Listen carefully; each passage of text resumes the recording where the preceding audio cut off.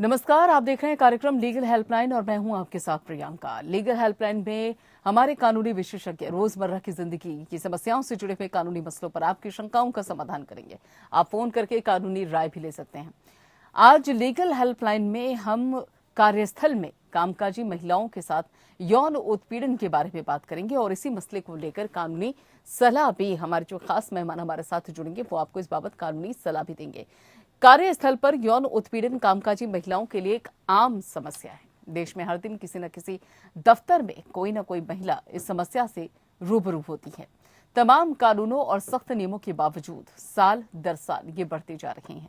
Work place या दफ्तर में महिलाओं के साथ होने वाले यौन शोषण की घटनाओं को रोकने के लिए कई कठोर कानून मौजूद हैं। इसके बावजूद कई महिलाएं अपने दफ्तर में सेफ महसूस नहीं करती क्योंकि उनसे छेड़छाड़ कुछ ऐसे तरीकों से होती है कि उनके मन में एक दुविधा की भावना रहती है कि वो इसे यौन शोषण मानकर शिकायत करें या नहीं।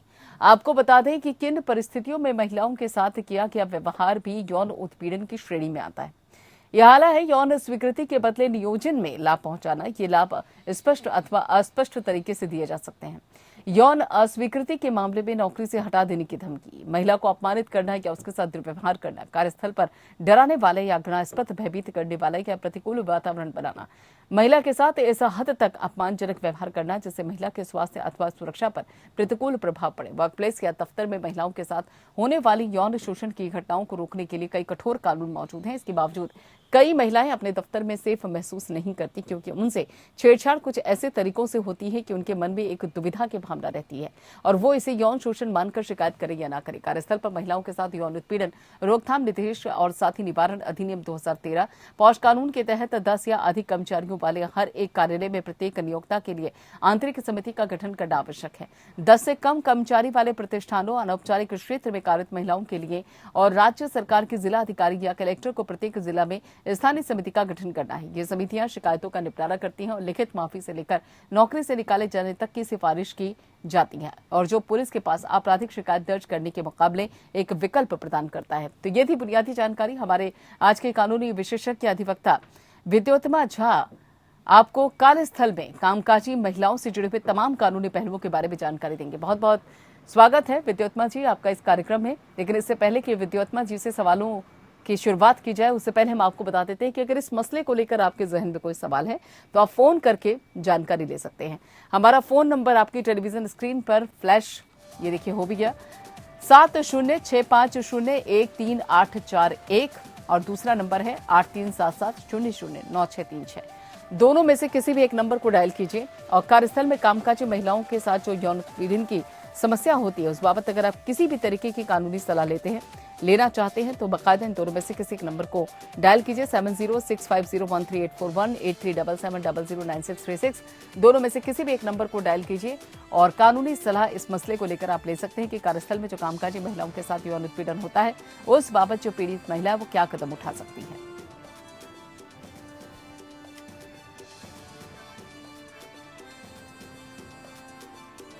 जहां कार्यस्थल पर कामकाजी महिलाओं के साथ हो रहे यौन शोषण को लेकर कई सवाल लोगों के जहन में खड़े होते हैं और उन्हीं सवालों का जवाब देने के लिए विद्योत्तमा जी जो हमारे साथ इस वक्त जुड़ी हुई हैं। विद्योत्तमा जी, सबसे पहले देखा जाए तो ये समस्या बड़ी आम सी हो गई है और एक तरह से देखा जाए तो महिलाएं कई बार समझ नहीं पाती हैं कि ये जो उनके साथ हो रहा है वो यौन शोषण की कैटेगरी में आता भी है या नहीं। तो कार्यस्थल पर कामकाजी महिलाओं के साथ यौन शोषण की आखिर सही मायनों में परिभाषा क्या है? कार्यस्थल पर महिलाओं को जबरन परेशान किया जाता है, उनके साथ अश्लील बातें की जाती हैं या छेड़छाड़ की जाती है या किसी भी प्रकार से उनके शरीर को छूने का प्रयास किया जाता है, गंदे इशारे किए जाते हैं या ऐसे कोई भी कृत्य जो जिससे महिला असहज महसूस करती है उसे उत्पीड़न की श्रेणी में लेकर देखा जा सकता है।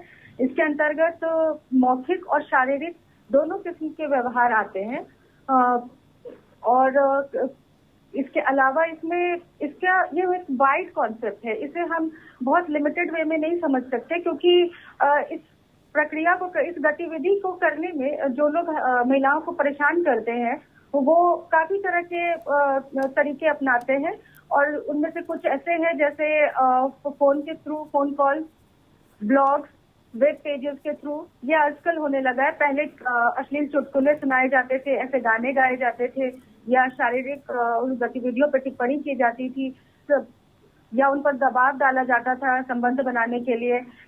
इसके अलावा अगर वो ऐसी बातों में नहीं पड़ती थी महिलाएं, तो उनके लिए उनके जो कार्यस्थल है उस पर और वो अभी भी होता है, वहां पर उनके कार्यों में हस्तक्षेप किया जाता है किसी भी तरीके से, उनको डराकर, उनके लिए अपमानजनक स्थिति उत्पन्न करके।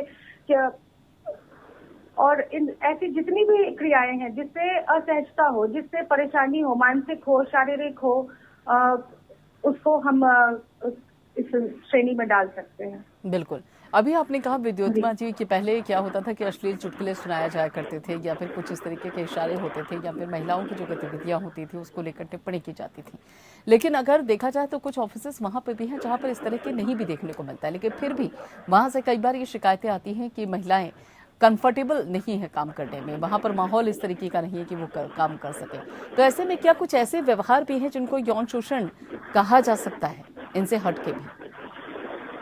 इनसे हटके वैसे तो काफी वाइड डायमेंशन था इसका, लेकिन इसके बावजूद भी किसी भी तरीके से एक एनवायरनमेंट को ही असहज बना दिया जाए, जहाँ वर्बल एडवांसेस किए जाए या कुछ ऐसे इशारे किए जाए, वो भी इसमें आते हैं। दादरी से हमारे साथ लक्ष्मी देवी जी जुड़ गई हैं। लक्ष्मी देवी जी, पूछिए अपना सवाल। लक्ष्मी देवी जी, आवाज मिल रही है आपको? हाँ जी सवाल पूछिए। सवाल पूछना चाहती हूँ मैम कि मेरे को केस करा हुआ 4-5 साल हो गया। हाँ जी। अभी तक केस की कोई सुनवाई नहीं है और ना तो वकील हमारा साथ दे रहा है। ठीक है, किस मामले में केस दर्ज हुआ है? मैम ये मामले में दर्ज हुआ है कि हमने भंगेल में बिल्डिंग बनवाई थी, तो मतलब कि बिल्डिंग में काम किया था। हाँ, मिस्त्री लेके काम किया था। ठीक है। तो वो मतलब कि वो ना केस की सुनवाई हुई, ना कोई फाइनल हुआ कि केस खत्म हुआ, कुछ नहीं पता है मैम हमें। जी, तो ऐसे में आप ये जानना चाहती हैं कि केस को लेकर कोई अभी तक गतिविधि आगे नहीं बढ़ी है? जी जी विद्योत्मा जी, इसके लिए तो वहाँ पे इंक्वायरी में जाकर कोर्ट के वहाँ से पहले पता करना पड़ेगा कि केस का स्टेटस क्या है। वहाँ से जब स्टेटस पता चलेगा तभी कुछ बताया जा सकता है कि आगे क्यों नहीं हुआ या आगे कब क्या होने वाला है। बिल्कुल। लेकिन यहाँ लक्ष्मी जी का ये भी कहना है, विद्योत्मा जी के जो वकील है वो भी उनका साथ नहीं दे रहे हैं, तो ऐसे में इन परिस्थितियों में क्या करेंगे? वकील साथ नहीं दे रहे हैं, पहले तो ये केस का स्टेटस पता कर लें, और वकील तो बदले जा सकते हैं। ठीक है लक्ष्मी जी, सबसे पहले आप अपने केस का स्टेटस पता कीजिए, और उसके बाद अगर आपको लगता है कि आपके पक्ष में वकील नहीं है तो आप बदल भी सकते हैं, जैसे कि अधिवक्ता विद्योत्मा जी कह भी रही हैं। चलिए अब अपने मुद्दे पर आते हैं विद्योत्मा जी। एक जब यौन शोषण या प्रताड़ना होती है तो इससे शिकायत आप किससे करें? सबसे पहला सवाल तो ये भी खड़ा हो जाता है। हमारे यहाँ तो आपराधिक कानून संशोधन अधिनियम 2013 में आया था, जिसमें मतलब हमारे इंडियन पीनल कोड में सेक्शन 354 को शामिल किया गया है, जिसमें ये बताया गया है कि यौन शोषण के अपराध में दोषी को दंडित किया जाएगा। इसके कुछ इम्पोर्टेंट प्रोविजंस हैं जिनमें वर्क प्लेस पर होने वाले यौन शोषण को परिभाषित भी किया गया है, और इसका निवारण किस प्रकार किया जाए, किस तंत्र के द्वारा किया जाए, ये भी दिया गया है।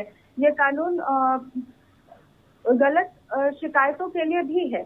वहाँ पर इसी के तहत ये भी दिया गया है कि किसी भी गतिविधि चाहे, और या जब हम किसी एनवायरनमेंट को, वातावरण को असहज बनाते हैं, उसको भी एक इम्पोर्टेंट एस्पेक्ट माना गया है जहाँ पर महिला काम कर ही नहीं पाएगी। तो इसके बारे में उसके अलावा इसमें विशाखा गाइडलाइंस है जो 1997 में बनाया गया था। इन्हीं चीजों को ध्यान में रखते हुए जो हर ऑर्गेनाइजेशन, चाहे वो नर्सिंग होम हो या एजुकेशनल इंस्टीट्यूशन हो या खेल संस्थान हो या जो भी इंस्टीट्यूशन हो, उन सब में इसको अप्लाई किया गया, जहाँ पर एक इसके लिए भी प्रोविजन है कि इंटरनल कंप्लेंट सेल बनाया गया है। उसमें पहले कंप्लेंट की जाती है, फिर वो 90 डेज के अंदर उसको उस प्रावधान को क्रियान्वित करते हैं। सारा कुछ जो कुछ भी है उस मामले के तहत सुनवाई होती है, और जो अगर इसमें कुछ दोषी पाए जाते हैं तो उनको फाइन या पेनल्टी देना होता है 50,000 तक का, और अगर वो दोबारा इसका उल्लंघन करते हैं तो उनका लाइसेंस तक रद्द हो सकता है।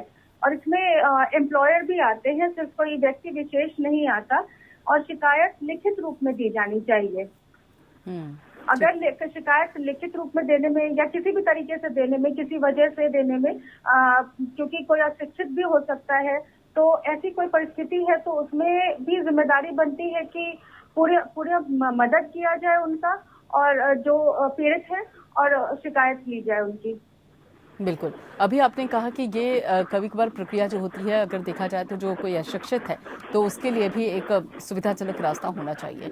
और ये जो चाहे वर्क प्लेस पे यौन शोषण की जो बात होती है, महिलाओं को प्रताड़ित करने की बात जो सामने आती है, उसमें सिर्फ जो मल्टीनेशनल कंपनी है, किसी भी तरीके का कोई वर्क प्लेस, सिर्फ वही नहीं, बल्कि अगर देखा जाए तो एक तबका ऐसा भी है, कई महिलाएं हैं जो कि मजदूरी करके अपने घर को पालती हैं, अपने बच्चों को पालती हैं। वहां पर भी अक्सर देखने को मिलता है कि जो ठेकेदार हैं उनके साथ जो गलत व्यवहार है वो करते हैं, यौन शोषण करते हैं। मैं उस तबके की भी बात कर रही हूँ, उनको नहीं पता, इतनी जानकारी नहीं है, तो फिर वो शिकायत आखिर कैसे करें?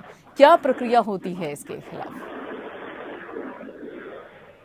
क्या प्रक्रिया सबसे पहले तो आपको ये देखना पड़ेगा कि शिकायत कहाँ पर करें। फिर शिकायत जब आप करते हैं तो शिकायत के लिए वहाँ पे पहले इंटरनल कंप्लेंट सेल बनाया जाता है। ये हर ऑर्गेनाइजेशन में बनाया गया है। ये कहीं ऐसी जगह नहीं है जहाँ पर होता है और कहीं नहीं होता है। ये हर ऑर्गेनाइजेशन के लिए जहाँ 10 से ज्यादा लोग काम करते हैं। और जब 10 से ज्यादा लोग काम करते हैं उसमें एक इंटरनल कंप्लेंट सेल है, और वहाँ पर आप जाकर वहाँ पे जो एक लेडी हेड होती है, कुछ एनजीओज होते हैं, सब उसमें इन्वॉल्व होते हैं, वहाँ पर जाकर आप कंप्लेन करते हैं और उसके बाद वो उस पर सुनवाई होती है। 3 महीने का समय भी दिया जाता है, और अगर कोई ऐसी स्थिति आ जाती है आप 3 महीने के अंदर नहीं कर पाते हैं तो आप 3 महीने के का एक्सटेंशन तक दिया जाता है और आप वहाँ कंप्लेन कर सकते हैं। इसके अलावा अगर आपको ऐसा लगता है कि आपकी कंप्लेन नहीं ली जा रही है तो उसके बाद आप और इससे छोटा ऑर्गेनाइजेशन है, जैसे घर में काम करने वाले मेट्स होते हैं या कोई इस तरह के लोग हैं, तो वो पुलिस में, कोर्ट में और डिस्ट्रिक्ट ऑफिसर्स के पास भी जा सकते हैं। बिल्कुल। आप विद्युत्मा जी हमारे साथ जुड़े रहिए, और भी कई सवाल हैं यहाँ पर सेक्सुअल हैरेसमेंट को लेकर, जिस बाबत जवाब महिलाओं को चाहिए भी होंगे। लीगल हेल्पलाइन कार्यक्रम में आप बाकायदा फोन करके भी यहाँ पे कानूनी संबंधी जो जानकारी आप वो ले सकते हैं। और आज हम बात करें सेक्सुअल हैरेसमेंट को लेकर, जो वर्क प्लेसेस पर अक्सर महिलाओं के साथ होता है। और बात करने के लिए, जानकारी देने के लिए, कानूनी दाव पे समझाने के लिए यहाँ पर अधिवक्ता हैं जो विद्युत्मा जी, वो हमारे साथ जुड़ी हुई है। विद्युत्मा जी, सेक्सुअल हैरेसमेंट के केस में अगर महिला कर्मचारी और आरोपित दोनों ही कई साल पहले कंपनी छोड़ चुके हों, तो क्या उसी कंपनी में शिकायत दर्ज कराई जा सकती है? शिकायत करने का समय तो निर्धारित है 3 महीने। जैसे अगर किसी कारण वर्ष बढ़ाया भी जाए तो 3 महीने और बढ़ाया जा सकता है। तो ये क्योंकि ये टाइम बार्ड है, तो सेक्शन 11 क्लॉज 4 के अंतर्गत 90 डेज का टाइम पीरियड डिसाइडेड है, और उसके बाद ये टाइम बार्ड होने की वजह से वहां पर तो नहीं हो सकता। और ऐसे में क्या जी? हाँ, लेकिन अब ये मी टू मूवमेंट के बाद बात चल रही है कि इसको टाइम बार्ड न किया जाए, और इस पर अभी कुछ लोगों की सहमति नहीं है, लेकिन इस पर काफी बात चल रही है कि इसे बढ़ाया जाए, क्योंकि ये मसले छोटे मसले नहीं है, काफी टाइम लगता है इनको। कई बार लोग कंप्लेंट करने के लिए कुछ लोग हिम्मत भी नहीं जुटा पाते हैं, और जब करने जाते हैं तो टाइम ओवर हो चुका होता है, या कभी ऐसा एक्सीडेंट हो गया है, कोई इस तरह की बात हो गई है, तो फिर उसको टाइम लगता है। इसलिए अब हमारे जो केंद्रीय गृह मंत्रालय है इस पर कमेटी बना रही है। बिल्कुल, लेकिन अभी आपने कहा कि एक टाइम लिमिट भी होती है, लेकिन क्या जब इस मामले को लेकर शिकायत दर्ज करवाई जाए, भले ही 90 डेज के बाद या 3 महीने बाद, तो इस बाबत क्या केस में भी फर्क पड़ता है? क्या केस उतना मजबूत हो सकता है? क्योंकि ये कई बार फॉल्स केसेस भी होते हैं, तो फर्क पड़ जाता है, क्योंकि प्लान्ड भी हो सकता है, किसी और वजह से आप गलत शिकायतें भी करते हैं, तो ऐसे केसेस हो सकते हैं। ठीक है। और क्या पीड़ित की ओर से कोई और शिकायत कर सकता है? ऐसे भी कोई विकल्प होते हैं क्या? हाँ जी, बिल्कुल, उसकी तरफ से कोई और शिकायत कर सकता है, क्योंकि अगर इन केस वो अगर अशिक्षित है या किसी ऐसे मानसिक स्थिति से गुजर रहे हैं जो वो नहीं जा सकते करने, तो इसके लिए जैसा कि मैंने पहले भी बताया कि ये तो सुनिश्चित किया जाना चाहिए, ये हमारे यहाँ प्रावधान है कि वो उसका कंप्लेन लिया जाए, तो कोई और कर सकता है। बिल्कुल। और क्या आपने कहा कि कोई अशिक्षित है, लेकिन अगर शिक्षित तौर पे भी देखा जाए कि कोई महिला शिक्षित और किसी बड़ी कंपनी में या कंस्टेबल है या किसी परिस्थिति में उलझ नहीं जा सकते कंप्लेन करने, तो कोई और उनके भी पे कर सकता है। और क्या पीड़ित अपना नाम गुप्त रख सकता है? हाँ जी, पीड़ित अपना नाम भी गुप्त रख सकता है, क्योंकि हमारे यहाँ आईपीसी में सेक्शन 228A में स्पष्ट रूप से दिया गया है कि नाम या किसी भी मामले में, किसी भी पब्लिकेशन में कहीं भी उसका जिक्र ना हो, क्योंकि ऐसे मामले जब सामने आते हैं तो कई बार उनके साथ भेदभाव या किसी भी तरह का उत्पीड़न दोबारा हो सकता है। ठीक है, लेकिन एक बार यहाँ पर जो महिलाएं हैं वो बाकायदा ये भी समझना चाहेंगी कि जब शिकायत वो दर्ज करवा लेती है, मान लीजिए हिम्मत करके उन्होंने शिकायत दर्ज करवाई, उसके बाद का क्या प्रोसीजर है, उसके बाद क्या करना होता है, क्या होता है उसके लिए कंसिलिएशन या समाधान की प्रक्रिया होती है। पहले तो दोनों पक्षों में बात करके समझौता करवाने की कोशिश की जाती है, पर यदि महिला इससे सहमत नहीं होती है तो फिर उसके लिए फिर कानूनी प्रक्रिया चलती है। उसके बाद आरोपी और गवाहों से पूछताछ की जाती है, मुद्दे से जुड़े दस्तावेज की मांग होती है, और उस जांच के खत्म होने पर यदि समिति को आरोपी यौन उत्पीड़न का दोषी पाती है तो उसके खिलाफ कार्रवाई करने के लिए सुझाव देती है। बिल्कुल। और झूठी शिकायतों से कानून कैसे निपटता है? जैसे कि अभी आप बार बार जिक्र भी कर रही हैं कि कई बार झूठी शिकायतें भी होती हैं। फर्जी शिकायतों के लिए तो कार्रवाई की जा सकती है। ऐसी कार्रवाई के तहत महिला को चेतावनी दी जा सकती है, महिला को लिखित माफी मांगने के लिए भी कहा जाता है, उसकी भी पदोन्नति या वेतन वृद्धि को रोका जा सकता है, उसको नौकरी से निकाला जा सकता है। हालांकि सिर्फ इसलिए कि पर्याप्त प्रमाण नहीं है, शिकायत को गलत नहीं ठहराया जा सकता। इसके लिए कुछ ठोस सबूत होने चाहिए। चलिए, बहुत बहुत शुक्रिया विद्युत जी सारी जानकारी के लिए। आप हमारे साथ जुड़ी और हमारे दर्शकों को आपने इतनी महत्वपूर्ण जानकारी दी। फिलहाल लीगल हेल्पलाइन में इतना ही, बाकी खबरों के लिए आप जुड़े रहिए पेन के साथ।